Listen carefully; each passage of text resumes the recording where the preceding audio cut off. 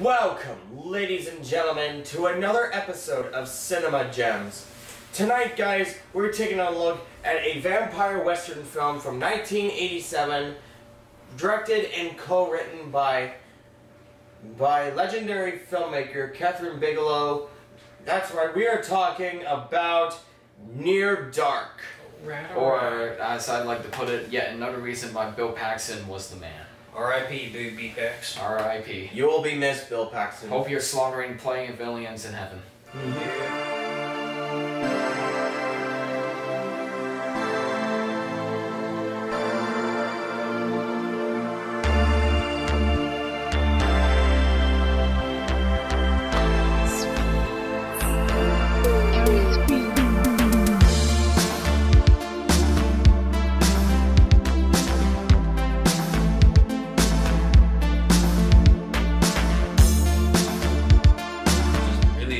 Idea about this kind of seems like it's almost too awesome not to be a good vampire film anymore. And it wasn't originally even going to be a vampire film. That's true. Kathryn Bigelow wanted this to be sort of a neo-western of some sort, but her friend and later future ex-husband, James Cameron, suggested that, well, westerns around that time weren't very popular, and neo-westerns especially were kind of getting a lot of flack, so... But what genre was getting popular around the time?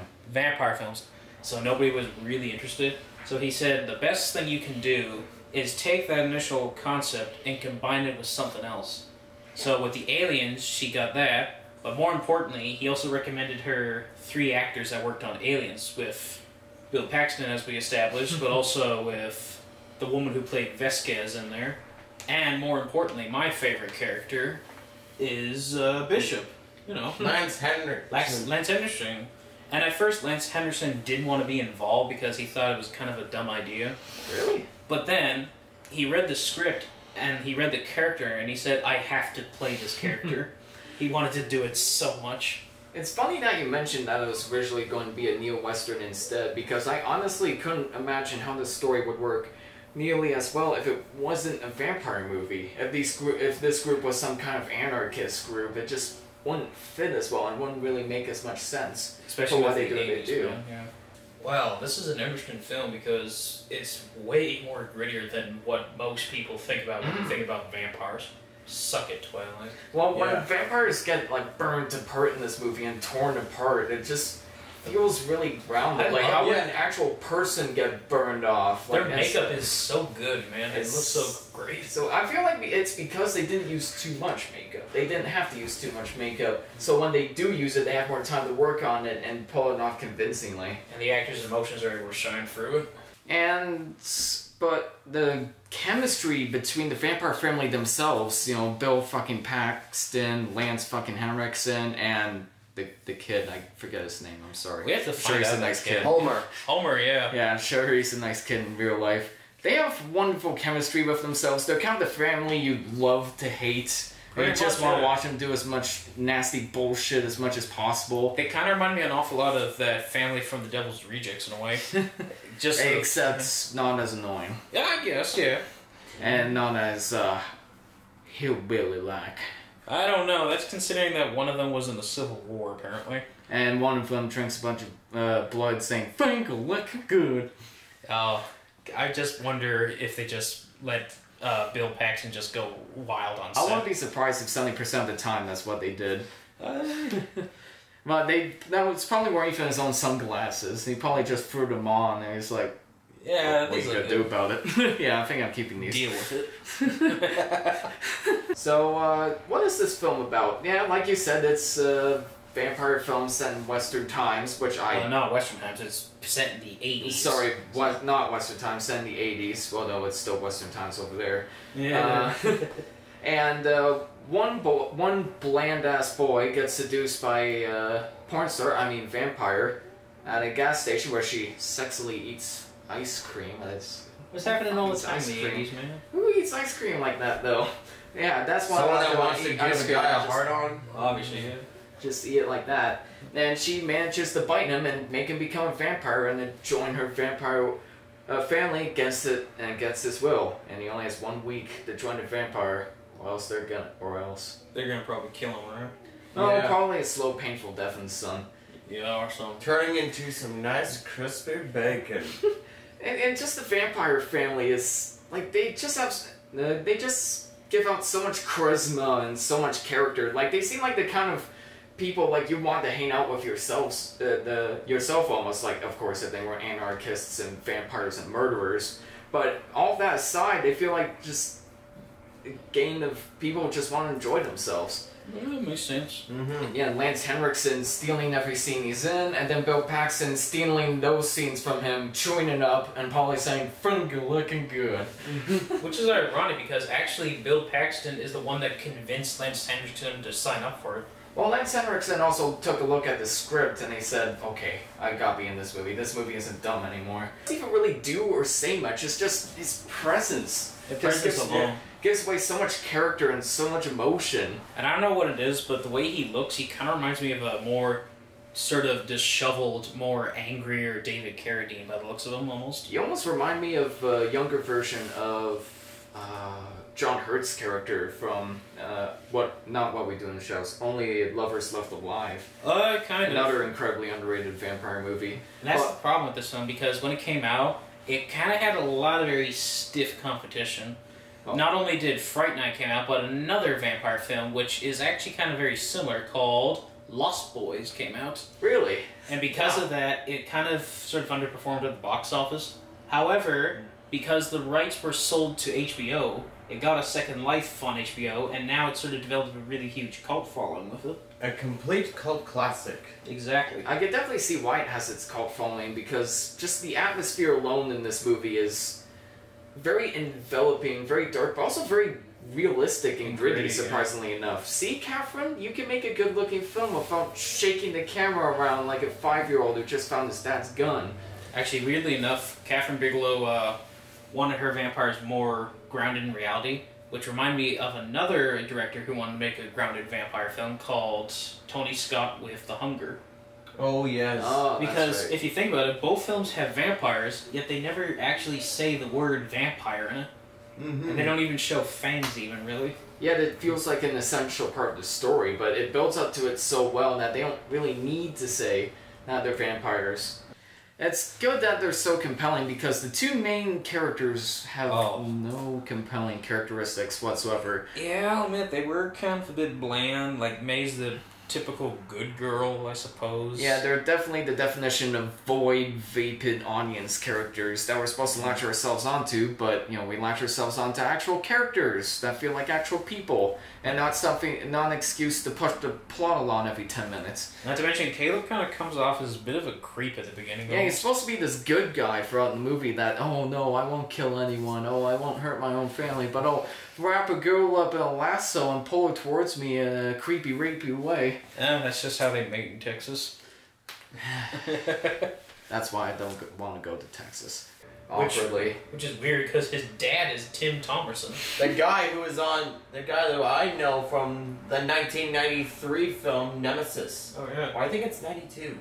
And also, It's either one. and Tracers, and Dollman. Oh, yeah. And lots of movies. He did a lot of stuff with Full Moon Productions. Yes. Bill Paxton was, in my opinion, the best part of the movie. He was easily the best part of the movie. He's the kind of asshole that you can't help but love. You know, like that one dickhead at school that was just such a snarky, smiling douchebag that you just go like, Yeah. hey. If you think about it, every vampire's got their own unique personality. We got Bill Paxton as this sort of punk greaser-looking guy. With a southern drawl. And then we got Lance Henriksen, and he said something interesting. He said that he was a soldier for the Confederate side during the Civil War. He didn't say it outright. He's like, I fought for the South. We lost. Well, that's interesting because actually, if you look really closely at his jacket, inside, he actually has the Confederate flag inside there. Mm-hmm. Really? Because Kathryn Bigelow wanted to make these vampires kind of be leeches, because around this time with the Reaganomics and all that, Reaganomics were basically the idea that you treated minority peoples as leeches off of the American dream. However, Kathryn wanted to do something different by having them be basically white supremacists instead. I almost got a kind of punk satire in this story. Especially- Like a bunch of punk fans and heavy metal fans are running around causing trouble in the United States or the one good country of Texas. And it was almost an interesting allegory there. And I also like the chemistry because it really does feel like a family with these guys. Yeah. You've got the dad with The daughter. the daughter May, and that little vampire boy who's kind of like the male version of Kirsten Dunst's character from Interview with a Vampire. And how does a child actor have more charisma than our two leads? Like, especially the male lead. That kid had a lot of great lines, and he kind of reminds me the idea with the Kirsten Dunst thing, like, this person's like probably an old man, but he's trapped inside a child's body pretty much. And of course Vesquez, she's so hot in that. If you look really closely in the back at one of the theaters, it's playing Aliens. Yes. And apparently he's one of the dudes that flipped off Bill Paxton's character. Well, I It's mean, like a blink or you'll miss kind of cameo. I mean, he pretty much did flip him off when he didn't bring him back for Avatar. Yeah, I guess.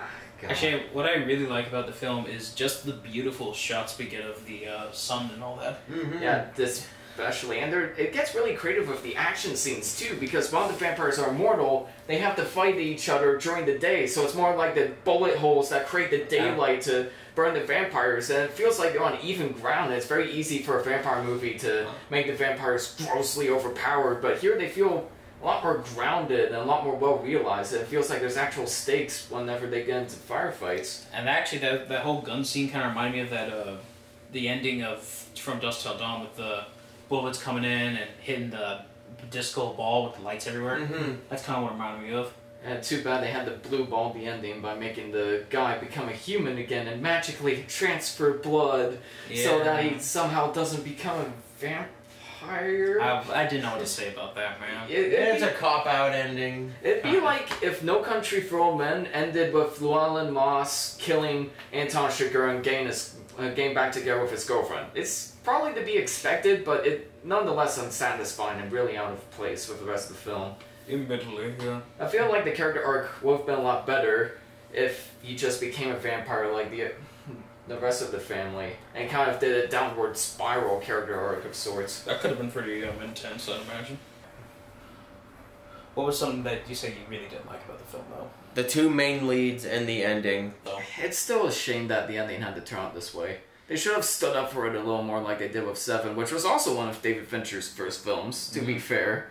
So that's an interesting comparison. It's not like they didn't have famous actors in it. For God's sakes, Lance Henriksen was in it. Of course he was in it. Yeah, and I also think the movie moves way too fast at times. Yeah. Like, some movies drag out, but this one is like the complete opposite. There's a few scenes in the movie where I'm just like, whoa, slow down. Let's let this atmosphere build a little. We're just gonna cut to a gas station? Alright, well, fuck you too then. Actually, there might have actually been a reason for that.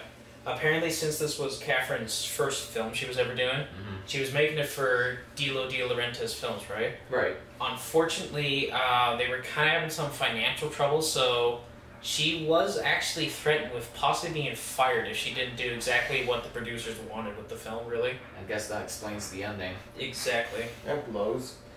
Pretty much, because at the time, she was like the second only female director they'd ever worked with, so yeah. I like the mixture of two genres. The two genre idea? Yeah, the mix of vampire and western. And plus, this is not like one of those sparkly, fruity vampires that you see in Twilight. No, sir. These are, I'm gonna tear your throat out and fuck you up vampires. Which I think they did, but they cut away too quickly. Yeah. Probably to appease the MPA with people. Mm-hmm. Your final thoughts on the film, guy? After seeing this, this is honestly my favorite vampire movie. Oh, really? Yeah, because of its originality and the supporting characters that are more charismatic than The leads. the leads. Like, there's something wrong with your main characters when a little kid has better charisma than them. That kid was so awesome, man. Yeah. Yeah. But I'm gonna give this an 8 out of 5. 8 out of 5? 8 out of 5. 8 out of 10? 8 out of 10. That's the right word. Yes. Yeah. I'll admit that the Blands are a bit lead, and yes... The Blands are a bit lead. Sorry, the leads are a bit bland. We had a long day, guys. Sorry. And the blood transfusion thing I was kind of disappointed with, but it makes it up with beautiful cinematography, Great music by Tangerine Dream. I almost forgot about that, yeah. Yeah. And the vampire family, I just freaking love the most. They've got... It really feels like they're actually a family in a way, pretty much, with their interactions. I just want to get in a trailer and cruise around with them for a week. Yeah, and just watch Bill Paxton dance around for hours on end. Yeah. And, yeah, besides that, the family also feels like they actually have emotion, and they actually are compelling characters. And that they've been through some shit, despite their anarchist behavior. Exactly. So because of that, I'm going to give this film an 8 out of 10. It's a 7 out of 10 for me. I'm sorry, that ending really blue-balled me. Well, that makes sense for you, I guess, yeah. But anyways... Hope you guys enjoyed the video. If you did, hit the like button if you haven't already. And don't forget to hit the subscribe button, along with the bell button to get notifications. Follow us on Facebook, Twitter, Instagram, and we're on Patreon, where you can give us money, because we're broke people. You don't have to, if you at least donate $1 to our page, you still get all exclusive content. Just for you guys. Don't forget to share with your friends and family. What the sound person says. Yeah, but don't share it with a vampire family by any means. Alright, No. see you guys later. Yeah, see ya. Adios, amigos.